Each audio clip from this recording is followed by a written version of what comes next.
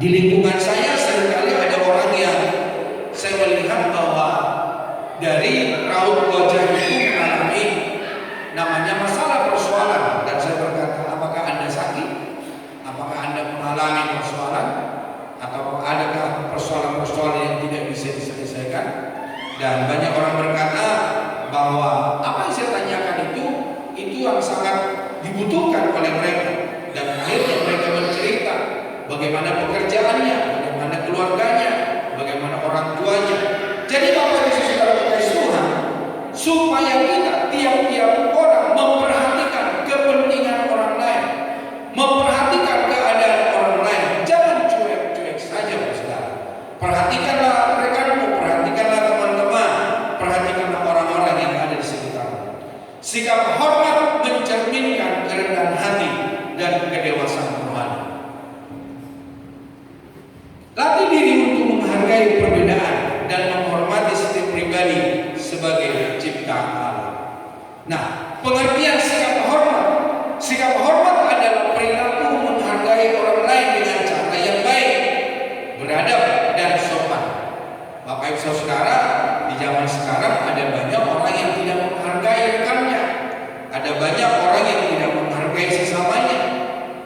Ada banyak orang yang kalau dibilang harus beradab, namun sekarang sudah tidak punya adab, sudah tidak punya kesopanan antara satu sama lain. Nah, Bapak Ibu Saudara, sikap hormat ini mencakup menghargai kemampuan. Adakah kita menghargai kemampuan orang lain? Apakah kita menghargai pendidikan orang lain? Apakah kita menghargai apa menjadi tugas dan tanggung jawab orang lain?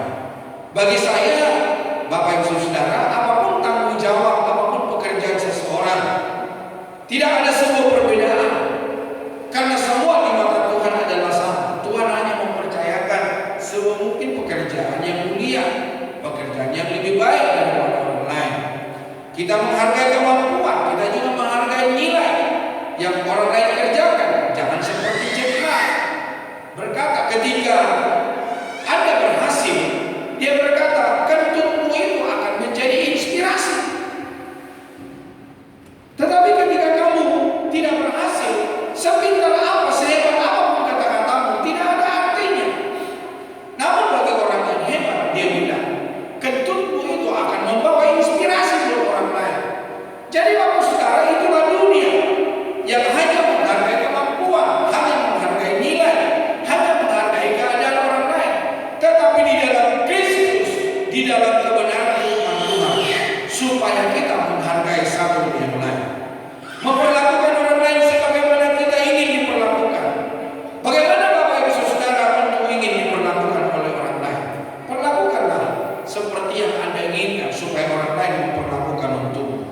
Ya, kalau kamu mau cuek-cuek sama orang lain, kalau orang lain cuek sama kamu, jangan marah, Saudara. Karena itulah apa yang kamu lakukan.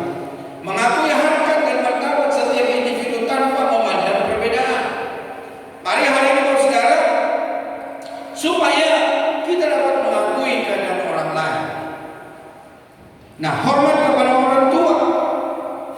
Tidak tahu di tempat ini anak-anak atau kita yang sudah menjadi orang tua, adakah kita ketika kita menjadi anak, orang tua kita masih hidup, adakah kita menghormati orang tua kita?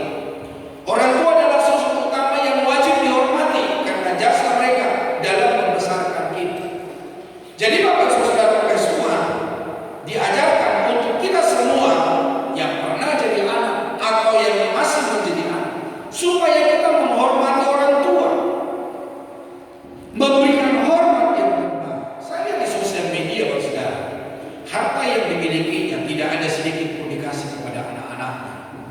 Karena dia bercerita begini, ketika dia masuk rumah sakit, tidak ada seorang pun anaknya memperhatikan dia. Tidak ada seorang pun anaknya yang menjaga dia di rumah sakit. Yang menjaga dia siapa?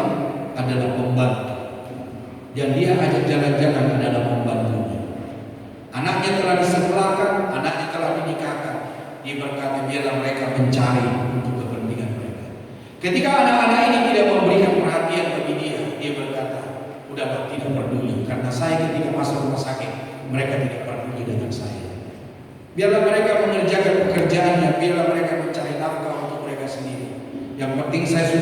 menyekolahkan mereka, saya sudah menikahkan mereka. Sekarang mereka biar mencari nafkah untuk mereka sendiri. Jadi Bapak Ibu Saudara, sangat sedih melihat ada anak-anak yang tidak memperhatikan orang tua. Hai para wanita, hai para pria, siapapun engkau, kalau engkau masih punya orang tua, nasihatilah pasanganmu ketika dia tidak menghormati orang tuanya. Mari kita saling menasihati supaya kita memberikan dukungan kepada orang tua. Contoh sikap berbicara dengan suara lembut dan tidak meninggikan suara. Ada banyak anak-anak kalau ngomong sama orang tuanya gas terus, sampai anak-anaknya bilang, oh mama ini kalau ngomong gas, atau orang tua bilang kamu itu ngomong gas. Bapak Ibu Saudara kasih, mari kita berbicara dengan suara lembut. Mari kita berbicara dengan suara yang baik. Membantu pekerjaan rumah. Ya anak-anak, apakah engkau masih membantu pekerjaan rumah? Masihkah engkau menyapu rumah? Masihkah engkau mengepel rumah? Masihkah engkau mencuci piring? Bapak Ibu Saudara kasih Tuhan, setelah saya menikah, ya ketika saya juga di rumah saya mencuci piring, saya memasak nasi, Saudara, memasak air untuk kebutuhan keluarga. Sampai di dalam keluarga, saya pun ikut mencuci piring, saya pun ikut membersihkan rumah. Bagian saya cuci baju, jemur baju, angkat baju, Saudara. Tidak tahu Bapak Ibu Saudara, apakah Bapak Ibu hanya memberikan pekerjaan itu tugas istri? Bapak Ibu Saudara kasih Tuhan, karena kita membangun suatu keluarga, marilah kita semua dapat bekerja. Anak-anak lakukan pekerjaan, istri lakukan pekerjaan, suami lakukan pekerjaan. Tidak ada seorang pun yang menganggur di dalam rumah. Tetapi setiap kita melakukan tugas dan tanggung jawab. Apalagi kami di gereja ini, Bapak Saudara, saya sama istri kami bekerja bersama untuk nyapu ngapel gereja, untuk nyapu ngapel lingkungan gereja, membersihkan lingkungan gereja. Kalau Bapak Ibu lihat gereja bersih, lingkungan gereja bersih, bukan orang yang kami bayar, Bapak Saudara, tapi kami harus turun tangan. Kami ingin memberi yang terbaik bagi Tuhan. Jadi Bapak Ibu Saudara kerjakanlah yang terbaik. Hormatilah kedua orang tua. Mendengarkan dan melaksanakan nasihat mereka dengan ikhlas. Bagaimana kita mendengarkan nasihat mereka yang ikhlas? Taruh HP-mu ketika orang tua berbicara. Ada anak-anak orang tua ketika memberikan nasihat sambil mendengarkan HP, sambil melihat HP, saya sambil berhubungan dengan orang lain. Kalau kau mau hargai, menghormati orang tua, taruh HP-mu, dengarkan orang tuamu dengan baik. Anak-anak zaman sekarang sudah berbeda dengan anak-anak saya zaman dulu, Saudara. Hari ini ditegaskan bagi kita supaya kita menghargai, mendengarkan, melaksanakan nasihat orang tua, mendoakan kesejahteraan mereka. Apakah anak-anak masih berdoa kepada orang tua? Apakah engkau yang menjadi anak, apakah masih mendoakan mama, masih mendoakan bapak, masih mendoakan keluargamu, atau Bapak Ibu Saudara ya hanya hidup biasa-biasa saja, Saudara? Mari kita doakan mereka, mari kita bergumul untuk kesejahteraan mereka. Yang berikutnya, Saudara, hormat kepada guru. Guru merupakan orang tua di sekolah yang membimbing kita menjadi pribadi berilmu. Anak-anak yang masih sekolah, yang masih dalam pendidikan, hormatilah guru-gurumu. Jangan seperti anak-anak sekarang, ketika ada masalah persoalan udah langsung dilapor, udah langsung ke penyidik, Saudara. Yang akhirnya guru merasa terancam.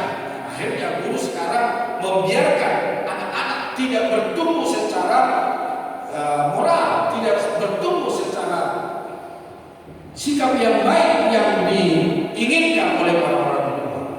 Jadi para orang tua, biarkan anak-anak diajar oleh para guru, karena guru itu adalah orang tua mereka di sekolah. Kita di rumah anak-anak berapa jam? Yang bisa kita dampingi anak-anak di rumah itu paling berapa jam? Pulang sekolah jam berapa? Jam 4, jam 5. Berapa lama Bapak Saudara bisa bersama dengan anak-anak? Belum Bapak Ibu bekerja, belum Bapak Ibu pulang malam. Jadi artinya anak-anak Bapak Saudara lebih banyak bersama dengan gurunya, bersama di sekolah. Jadi Bapak Saudara biarkan mereka dididik oleh para guru, biarkan mereka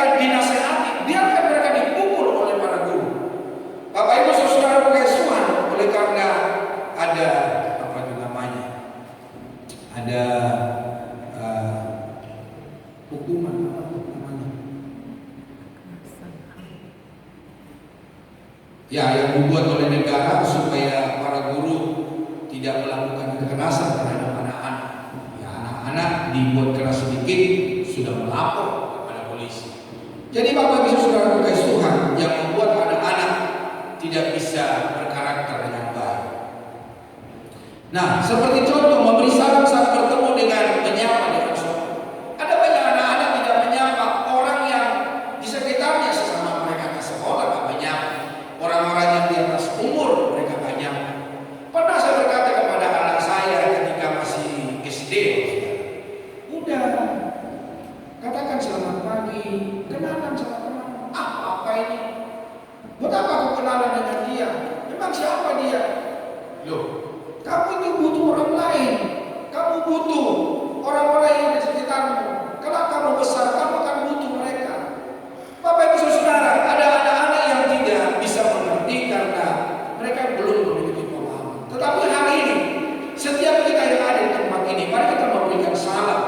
Apakah selamat pagi, apakah selamat siang, apakah shalom, memberikan salam, memberikan hormat terhadap orang-orang di sekitar kita. Mendengarkan dengan seksama saat guru sedang menjelaskan materi. Mari dengarkan dengan baik. Jangan bermain HP. Ada di sekolah-sekolah sampai HP-nya dikumpulkan oleh guru atau apa namanya, ya para pendidik ya, supaya mereka konsentrasi untuk pelajaran. Mengerjakan tugas tepat waktu. Bagaimana anak-anak yang masih sekolah? Atau ketika Bapak Ibu Saudara ke sekolah, apakah mengerjakan tugas atau Bapak Ibu membiarkan tugas atau PR harus datang ketika nanti sampai di sekolah baru kelimpungan mencari teman, tolonglah. Bapak Ibu juga bisa bayar orang itu supaya apa? Supaya teman-teman Bapak Ibu Saudara memberikan PR-nya supaya Bapak Ibu dapat menulisnya di buku Bapak Saudara. Jadi mengerjakan tugas tepat waktu dan mengakui kesalahan. Jika melakukan pelanggaran, mari akui kekurangan dan kelemahan. Minta izin secara baik saat ingin meninggalkan kelas. Ya, mungkin ke toilet. Atau mungkin Bapak Ibu tidak masuk. Itu anak-anak ya. Hormat. Yang keempat, hormat kepada hamba Tuhan. Penghormatan melalui sikap hati dan kata-kata. Memberikan hormat yang 2 kali lipat. Nah mungkin Bapak Ibu berkata, wah ini kok kasih 2 kali lipat. Dalam 1 Timotius 5 ayat 17 berkata, penatua yang memimpin dengan baik, terutama mereka yang berjerih payah dalam khotbah dan pengajaran dan berdedikasi penuh, layak menerima hormat 2 kali lipat. Jadi Bapak Saudara, Tuhan mengajari kita untuk menghormati orang-orang yang melayani kita, mengerjakan yang baik, memimpin kita kepada kerohanian pertumbuhan. Menghargai dan mengasihi, jemaat dipanggil untuk menghargai mereka yang bekerja keras di antara mereka dan memimpin dalam Tuhan, serta menjunjung mereka dalam kasih karena pekerjaan mereka. Jadi Bapak Saudara terkasih Tuhan, biarlah kita menghargai para hamba Tuhan.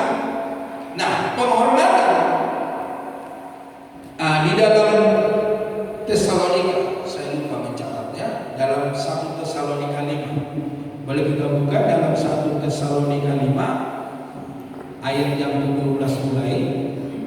1 Tesalonika 5 ayat yang 17. Dikatakan firman Tuhan begini, kami minta kepadamu saudara-saudara supaya kamu menghormati mereka yang bekerja keras di antara kamu, yang memimpin kamu dalam Tuhan dan yang menegur kamu, dan supaya kamu sungguh-sungguh menjunjung mereka dalam kasih karena pekerjaan mereka. Hiduplah selalu dalam damai seorang dengan yang lain. Jadi Tuhan mengajari kita untuk dapat menghormati, menghargai dan mengasihi orang-orang yang memberitakan kebenaran firman Tuhan, yang mendidik kita dalam kerohanian, yang mengajari kita hal yang benar. Nah, penghormatan melalui tindakan nyata, memperhatikan kesejahteraan, mencontoh prinsip dalam Ulangan 18 ayat yang pertama sampai ayat yang ke-8. Nah, firman Tuhan berkata di situ, supaya kita seperti bangsa Israel. Dikatakan imam-imam orang Lewi, seluruh suku Lewi, janganlah mendapat bagian bersama-sama dengan Israel dari korban apabila api-apian kepada Tuhan, dan apa yang menjadi milik harus mereka mendapat rezeki. Janganlah ia mempunyai milik pusaka di tengah-tengah saudara-saudara. Ini adalah hidup orang Lewi di zaman bangsa Israel. Mereka tidak mendapatkan tanah, mereka tidak bekerja, mereka hanya melayani Tuhan. Janganlah ia mempunyai milik pusaka di tengah-tengah saudara-saudaranya. Tuhanlah milik pusakanya seperti yang dijanjikannya kepadanya. Inilah hak imam terhadap kaum awam, terhadap mereka yang mempersembahkan korban sembelihan baik lembu maupun domba. Kepada imam haruslah diberikan paha depan, kedua rahang dan perut besar. Hasil pertama dari gandummu, dari anggurmu, dari minyakmu dan bulu. Guntingan pertama dari dombamu haruslah kau berikan kepadanya. Sebab dialah yang dipilih oleh Tuhan Allahmu dari segala sukumu, supaya ia senantiasa melayani Tuhan dan melenggarakan kebaktian demi namanya, ia dan anak-anaknya. Apabila seorang Lewi datang dari tempat manapun di Israel, di mana ia tinggal sebagai pendatang, dan dengan sepenuh hati masuk ke tempat yang akan dipilih Tuhan dan menyelenggarakan kebaktian demi nama Tuhan Allahnya, sama seperti semua saudara orang-orang Lewi yang melayani Tuhan di sana, maka haruslah mereka mendapat rezeki yang sama dengan tidak terhitung apa yang ia peroleh dengan menjual harta nenek moyang. Jadi Bapak Saudara, kita memberikan perhatian kepada mereka-mereka yang melayani Tuhan, mendukung pelayanannya, melibatkan diri dalam pelayanan. Jadi supaya setiap kita yang hadir yang ada di gereja, mari melibatkan diri, yaitu yang memberikan dukungan di dalam pekerjaan Tuhan, dalam pelayanan, melibatkan diri dalam pelayanan dan membantu tugas-tugas gerejawi agar hamba Tuhan dapat fokus pada doa dan pemberian firman. Saya suka berkata kepada pekerja-pekerja, rekan-rekan yang bekerja melayani Tuhan di gereja ini, ayolah Bapak Ibu fokuslah kepada tugas dan tanggung jawab yang telah saya serahkan, supaya saya fokus kepada kebenaran firman Tuhan. Ya, kalau saya juga memikirkan kebersihan gereja, saya juga memikirkan beli ini, beli itu, memperbaiki ini, memperbaiki itu, kapan saya belajar akan kebenaran firman Tuhan? Dan terima kasih buat rekan-rekan yang sudah mau bekerja sama, yang memberikan diri melayani Tuhan. Dari tim yang ada, terima kasih kiranya Tuhan yang menolong Bapak Saudara. Nah, Bapak Ibu Saudara, melindungi reputasi, menjaga nama baik hamba Tuhan, dan tidak menjadi sumber gosip atau perpecahan di dalam jemaat. Jadi Tuhan mengajari kita supaya kita menjaga nama baik, jangan memberikan gosip, jangan memberikan cerita-cerita apa yang tidak dilakukan oleh hamba Tuhan, kita dapat ceritakan kepada orang lain di luar sana. Jadi Bapak Saudara kasih Tuhan, marilah kita menghormati, mari kita menghargai. Penghormatan secara rohani, mendoakan mereka, memberikan dukungan melalui doa syafaat agar hamba Tuhan diberikan kekuatan, diberikan hikmat dan perlindungan dalam menjalankan tugasnya. Yang berikutnya, menaati dan tunduk pada otoritas rohani. Ibrani 13 ayat 17 berkata, menaati pimpinan rohani dalam hal pengajaran firman Tuhan, karena mereka bertanggung jawab atas jiwa-jiwa jemaat.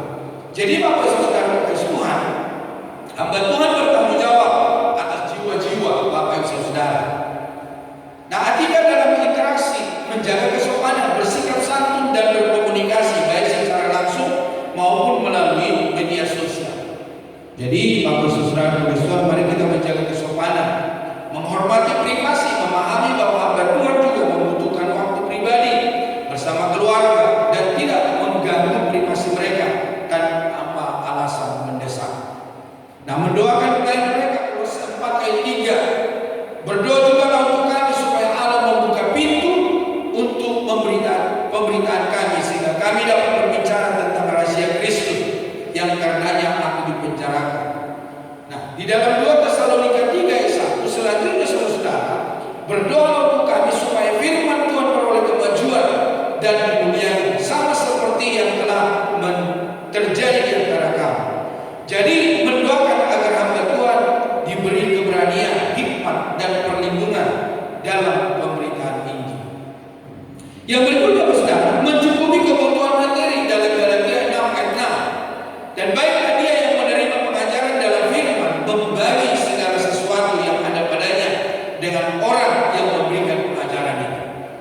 Ketika saya ada di Jakarta dan ketika saya melayani di gereja-gereja lain, ada banyak anak-anak Tuhan yang memberikan salam. Tapi bukan hanya salam, saudara. Ada mereka memberikan salam dengan salam tempel. Nah, kita sebut di sana itu salam tempel, saudara. Tapi ketika saya ada di Balikpapan, jarang saya lihat ada orang-orang yang memberikan salam tempel. Kalau ada yang memberikan salam tempel, ya bisa dihitung, saudara. Jadi, Bapak Saudara, kalau Bapak Ibu diberkati lewat pemberitaan kebenaran firman Tuhan, Bapak Ibu tergerak ketika ada hamba Tuhan berkhotbah di gereja ini, biarlah Bapak Ibu memberikan apa yang Tuhan percayakan, Bapak Saudara. Bukan soal banyaknya, tapi perhatian Bapak Ibu Saudara. Nah, memberikan dukungan finansial atau materi sebagai bentuk apresiasi atas pengajaran firman yang diberikan. Di dalam 1 Timotius 5:18, bukankah kitab suci berkata, janganlah engkau memberangus mulut lembu yang sedang mengiring, dan lagi seorang pekerja patut mendapat upahnya. Jadi seorang yang melayani dapat upah dari pelayanannya. Seorang yang melayani makan dari pelayanannya. Jadi Bapak Ibu Saudara, tolonglah orang-orang yang melayani, saudara. Siapa yang Bapak Ibu tergerak hatinya untuk memberkati, oleh para penerima tamu, para pendeta, leaders, para pemusik, multimedia, soundman, para penari, hamba Tuhan yang berkhotbah, siapapun Bapak Ibu Saudara yang Bapak Ibu digerakkan oleh Tuhan, dukunglah mereka, berikanlah apa yang Tuhan mau dalam hidup mereka. Tidak mudah menghakimi. 1 Timotius 5:19, tidak menerima tuduhan terhadap penatua atau hamba Tuhan tanpa saksi yang jelas serta menjaga nama baik mereka. Ayat 19 berkata, jangan engkau menerima tuduhan atas seorang penatua kecuali kalau dia didukung 2 atau 3 orang saksi. Jadi pastikan Bapak Saudara tidak memberikan tuduhan-tuduhan yang tidak atas seorang hamba Tuhan. Bersikap rendah hati, Filipi 2 ayat 3, menghormati mereka tanpa rasa iri hati atau persaingan, menyadari bahwa setiap orang memiliki karunia berbeda untuk melayani. Ayat 3, dengan tidak mencari kepentingan sendiri atau puji-pujian yang sia-sia, sebaliknya hendaklah dengan rendah hati yang seorang menganggap yang lain lebih utama daripada dirinya sendiri. Yang keempat, hormat kepada sesama dan lingkungan. Rasa hormat juga harus diberikan kepada teman sebaya dan lingkungan sekitar. Bapak Ibu Saudara, siapapun yang ada di lingkungan sekitar gereja ini, saya menghormati mereka, saya berbincang dengan mereka, saya memberikan teladan hidup yang baik dengan mereka. Nah, Bapak Ibu Saudara, saya tidak pernah memperkenalkan diri saya kepada mereka bahwa saya seorang pendeta, bahwa saya seorang gembala sidang, tetapi saya praktekkan di dalam hidup saya sehari-hari bagaimana sikap seorang hamba Tuhan yang menghargai orang-orang di sekitar gereja, menghargai perbedaan pendapat dan latar belakang teman. Ya, ketika ada teman-teman kita yang hidupnya yang tidak sesuai dengan kebenaran firman Tuhan, jangan dibesar-besarkan, jangan diungkit-ungkit, Bapak Saudara. Tidak bersikap sombong dan tidak merendahkan orang lain, tidak merasa lebih penting, tidak merasa lebih hebat, tidak merasa lebih kaya daripada orang lain. Menjaga kualitas umum dan lingkungan sebagai bentuk hormat kepada kepentingan bersama. Saya suka melihat ketika masih ada telepon umum, telepon umum yang pakai kotak. Di mana-mana saya lihat sudah menjadi barang yang rusak. Karena apa? Setiap orang memakainya atau orang yang tidak memakainya berbuat jahat dan melakukan hal-hal yang tidak baik. Nah, maka memiliki sikap hormat menciptakan lingkungan yang aman, damai dan harmonis.